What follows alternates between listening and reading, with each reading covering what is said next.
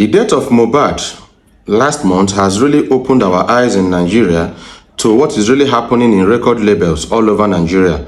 This can also be happening in other African countries and outside the continent.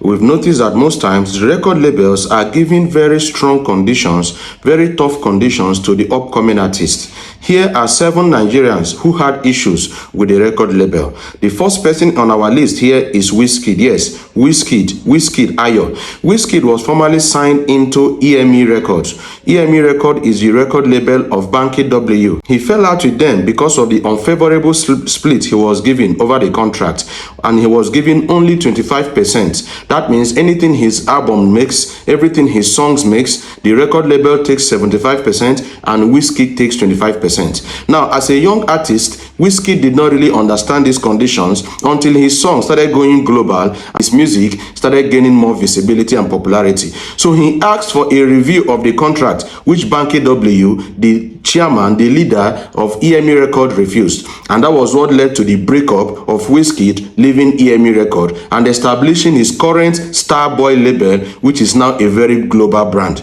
The second person on our list today is Cynthia Morgan. You remember Cynthia Morgan? Yes, Cynthia Morgan was a young lady that was signed to Northside Entertainment. Northside Entertainment is owned by Jude Okoye. And a few months after that signing, 2 of her songs started topping charts, Don't Break My Heart and Lead Me On. And these songs were widely appreciated by fans, and she even got an award. She was nominated in the 2014 Headies. And after that Headies, we no longer heard of her until 6 years later in 2020, when she resurfaced online and started saying that she had problem with her record label and that the conditions were so tough, and even the record label stole her name and took everything away from her. She revealed in her Instagram live section that she lamented the loss of her name and her Instagram account due to this very terrible deal. The third person we have on the list here is Kizz Daniel. Kizz Daniel is a Nigerian musician who burst into the music scene in 2014 with his popular song Woju. Oya Woju. Some of you know that song. I also know that song. That song was so popular. Kizz Daniel was signed into G Worldwide label and he fell out with them in 2017. He alleged a breach of contract of the conditions that which they signed in 2013. They signed a contract in 2013 and the contract was supposed to last for 7 years. So the deal was due to expire in 2020. However, Kizz Daniel opted to leave the deal before it expired, maybe because his music was giving more money and he felt he was being cheated by the record label. Several complaints were pushed and he had to leave G Worldwide and he established his own current label right now. Now, another person on our list is Temi Ovosa. She was signed into with Olamide under YBNL. In fact, we used to call her the YBNL boss lady. She left YBNL, and in response to the question, she alleged that although Olamide gave her a platform, she rejected all the deals and shows that she was offered. She also said that the former boss stopped her from releasing songs. She claimed, that man brought me to Lagos from Ilorin as an 18-year-old girl, put me on a platform, proceeded to reject every show I get, every offer I get, stopped me from releasing songs, kept me in his house as his house girl. Oh, this is very, very bad. Put my face on the wall of an album where men were allowed to be. Another person we have on our list here is Runtown. Runtown in 2014 had a deal with Eric Mani Records, which was controlled by Prince Okudele. Prince Okudele is also the CEO of Dele Motors. After a few hits, the relationship went sour. Matters intensified when his label accused him of signing up for and attending events behind the scene. After determining that the situation was unfavorable, Runtown attempted to cancel his contract in May 2016. He claimed that he never got compensation from live concerts, from recorded royalty revenue, MTN Plus, all the contract he got, that he didn't get money, and that was why he left. Now, another person on our list here is Brymo. Brymo and Chocolate City label had issues after some years of... Now, the singer left the record label in 2013, shortly after his debut album, Son of a Carpenter, was released. He further accused the firm of neglecting to promote his record and ignoring him. The record label then stated that the singer has violated a 5-year contract that required him to release 3 songs between 2011 and 2016.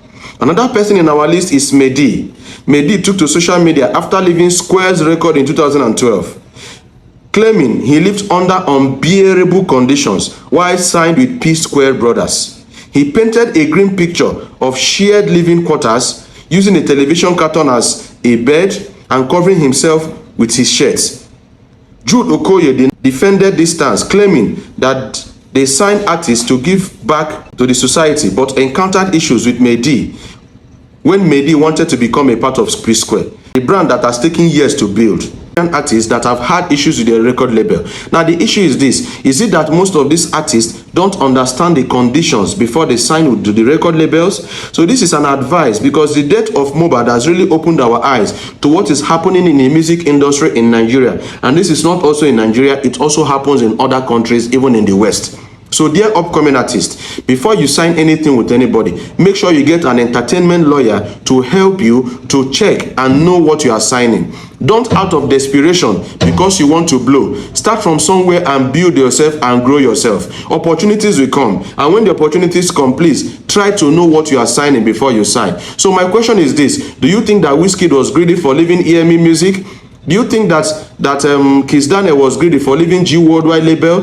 Do you think that other artists that have left their label to become solo brand leaders, to become solo music leaders, that they are greedy? Because most of these guys have opened their own record label, and their record label are doing very, very well. So what do you think? Do you think the record label bosses are too greedy and they are putting all these upcoming artists under tight conditions to milk them dry? On my own part, I think that the record labels are trying to recover their investments that they put. But I think also that the investment, that these conditions should be made favorable for both the record label and for the young signee. What do you think? It's not only MOHBAD that had issues with his label, Malian Music. Other people are also having issues with the record label. Some of them were able to break away, but it seems that MOHBAD could not break away peacefully, and that led to his end. So what do you think about these particular people that have had issues with the record label? Share your opinion in the comment section. Do you think the record label bosses are greedy? Do you think that the record label artists that were signed into the record labels are greedy? Let us discuss in the comment section. Share this video. Have a nice day.